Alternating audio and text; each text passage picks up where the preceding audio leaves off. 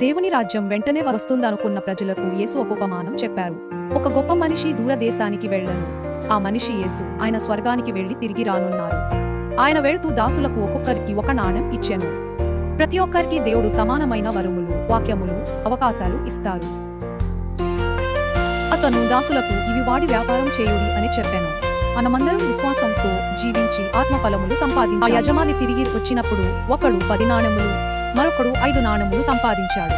అంటే వారు విశ్వాసముతో కష్టపడి ఆత్మీయ ఫలితాలు తీసుకొని వచ్చారు.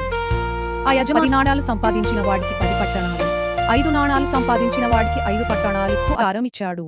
మనం సంపాదించిన ఫలములకు దేవుడు ప్రతిఫలమిస్తారు. కాని ఒకడు నాణాన్ని దాచిపెట్టాడు, ఎలాంటి ఫలితం ఇవ్వలేదు. భయం, ఆలస్యం, అలసత్వం వల్ల నిర్లక్ష్యం చేశాడు. నీవు కఠినుడివి అని చెప్పి తప్పించుకునే ప్రయత్నం కూడా చేశాడు. ఇది కేవలం కారణాలు చెప్పడం, అసలు విశ్వాసం లేకపోవడం అని అర్థం. ఆ యజమాని ఆ నాణాన్ని కూడా తీసుకొని 10 నాణాలు సంపాదించిన వాడికి ఇచ్చాడు. విశ్వాసంగా నడిచిన వారికి దేవుడు మరిన్ని ఆశీర్వాదాలు ఇస్తారు.